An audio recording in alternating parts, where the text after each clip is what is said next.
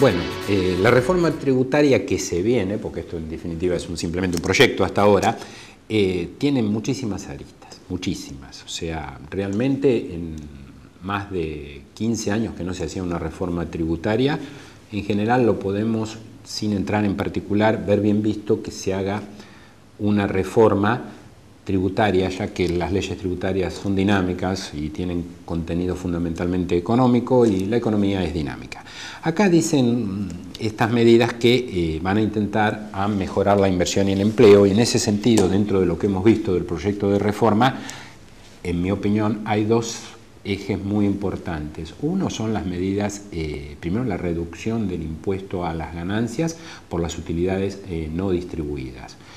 Creo que en eso nos vamos a estabilizar más en lo que está la región, en los impuestos a las ganancias como está el nivel en la región, bajando la carga tributaria y promoviendo que las utilidades que se reinviertan no tributen. Esa es la idea, fundamentalmente de tratar de buscar no gravar tanto a la empresa cuando reinvierte sus utilidades. Eso es una medida económica que fomenta la inversión. Creo que es una medida que si se aplica puede ser importante para levantar el nivel de bienes de capital, ¿no? De adquisición de bienes de capital.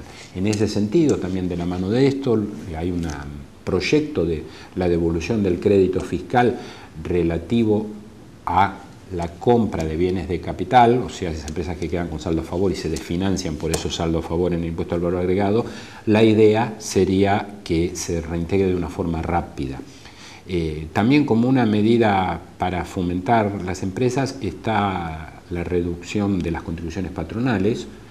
Realmente es un desafío, creo yo, bastante interesante, porque estamos hablando de un mínimo no imponible que a lo largo de 4 o 5 años va a llegar al equivalente a 12.000 pesos de hoy, que no tributarían contribuciones patronales. Hoy la carga sobre las contribuciones patronales a cargo del empleador anda en el 21% o el 17%, de acuerdo si son pequeñas o medianas empresas. Eso se dice que se va a poner una tasa uniforme y la reducción se iría progresivamente aplicando. Realmente es algo importante porque los sueldos, o sea, remuneraciones, no tributarían contribuciones, lo que podría fomentar el empleo para los pequeños emprendimientos fundamentalmente. Yo veo que hay un buen direccionamiento hacia las empresas pequeñas o medianas.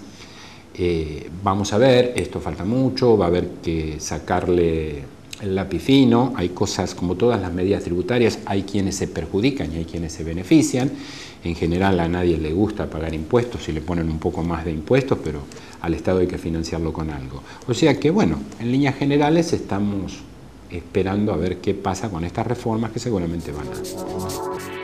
El impuesto interno, por ahí para explicarlo un poquito, es un impuesto que se paga en una sola etapa, se paga cuando se fabrican los bienes o cuando se importan.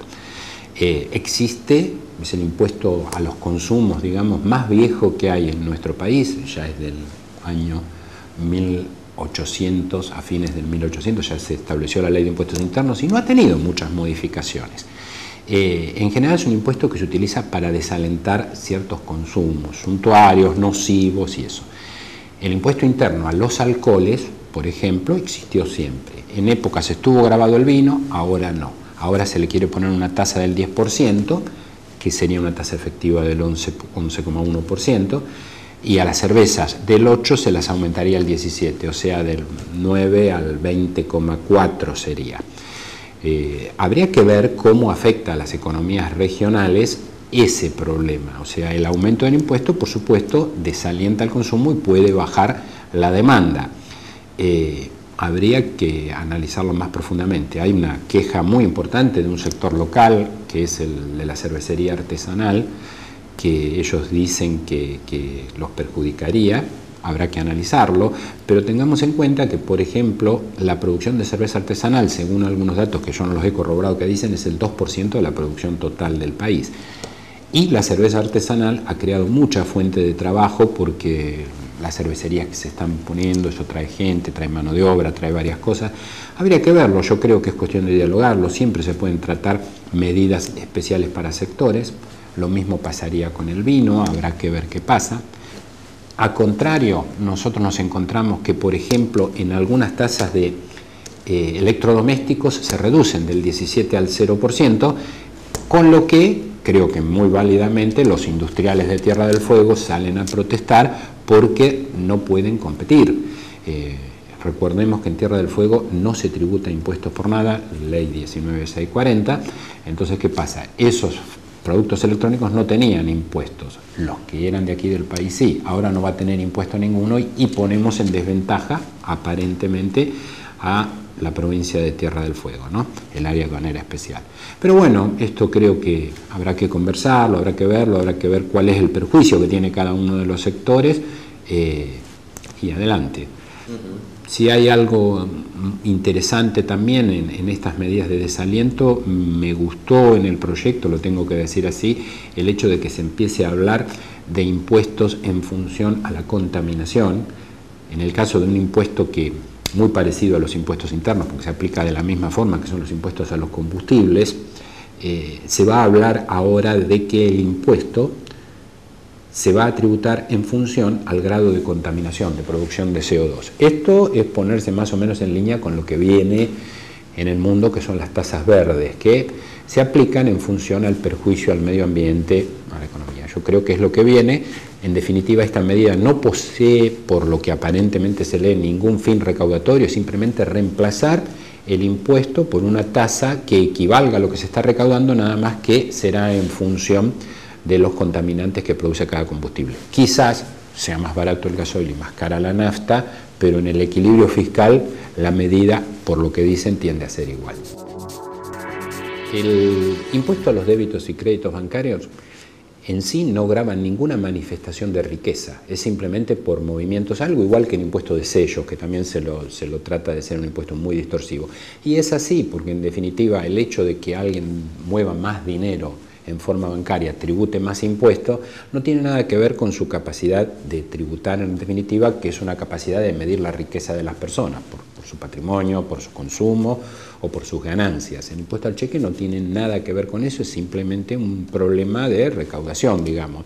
Lo que pasa es que es muy difícil de derogar este impuesto porque la recaudación es muy importante. Si bien hoy ya se toma como crédito parcialmente del impuesto a las ganancias, habrá que ver cómo instrumentan esa progresión, que no hablan de la derogación, sino de un cómputo como pago a cuenta. El impuesto sobre los ingresos brutos, que es un impuesto también a los consumos, como el impuesto interno, es un impuesto que grava todas las etapas. Entonces, ¿qué sucede? Lo que se dice se acumula y uno nunca sabe cuál va a ser la efectiva tasa que va a terminar tributando ese impuesto cuando el consumidor, que es en definitiva el destinatario de este impuesto, consume el bien gravado. Las provincias, por necesidad de financiamiento, han aumentado las tasas, han puesto variables de tasas en función a los ingresos de las personas y realmente hay un galimatías, diría yo, de alícuotas en el impuesto sobre los ingresos brutos bastante interesante porque hay que analizar todas las legislaciones locales. Y es un impuesto que al tener varias etapas en la economía termina teniendo una etapa termina teniendo efectos totalmente distorsivos en los precios relativos. Por eso es tan criticado, porque es acumulativo y porque realmente es distorsivo. No sé cómo van a acordar con las provincias porque no es fácil, y ahora me pongo del lado de las provincias, que le quiten una de sus principales fuentes de financiamiento, que son los impuestos sobre los ingresos brutos, que realmente es el más importante. Estamos hablando de tasas de alrededor del 4% y mayores de impuestos y piensan bajarlas a la mitad. Pero bueno, siempre yo lo digo, hay que acordarse que el Estado tiene que financiarse y el ingreso tiene que venir al lado. Cuando en el común de la gente, ¿por qué no hacen esto? Porque el Estado la plata de los árboles no la saca. Es como nosotros, o tiene que recaudar impuestos o caemos en el impuesto inflacionario o toma la plata prestada. Otra no hay. Creo yo, no sé, vos sos economista y lo sabes mejor que yo, de algún lado la tiene que sacar el Estado el dinero. Sin duda. Marcelo, me queda un tema para preguntarte. Hay infinidad de aspectos para conversar de esta reforma, pero no lo comentó el ministro de Hacienda, pero sí lo confirmó el director de la AFIP. Hacia mitad de semana vendría una restricción patrimonial para permanecer en el monotributo. ¿Qué pensás de esto? Bueno, el monotributo primero es un esquema tributario que simplemente tiende a incluir a los pequeños contribuyentes. Desde el punto de vista digamos, de la teoría tributaria, es un impuesto no muy bien visto porque hay una mezcla de hechos imponibles ahí, o sea, digamos, impuesto a las ganancias, impuesto al valor agregado y sistema previsional que reemplaza. Los parámetros para incluirse en un régimen simplificado los establece la ley y bueno, el que no se incluye en el régimen simplificado siempre tiene el régimen general, inscripto en el impuesto al valor agregado, inscripto en el impuesto al valor a las ganancias. A veces, en algunos países, el régimen simplificado se aplica, por ejemplo, solamente al impuesto al valor agregado. El impuesto al valor agregado es un impuesto de liquidación compleja para las pequeñas empresas, lleva mucho formalismo, muchas declaraciones, así que se reemplaza solo el impuesto al valor agregado y siguen tributando impuesto a las ganancias. Habrá que ver cuál es el límite patrimonial si realmente hace a los pequeños contribuyentes. Pero en general, ¿estás de acuerdo con establecer un límite desde el patrimonio y no ya sobre facturación o sobre cantidad de empleados? Yo creo que tendría que ser una mezcla de todos los límites, pero podría haber uno más sobre patrimonio, quizás.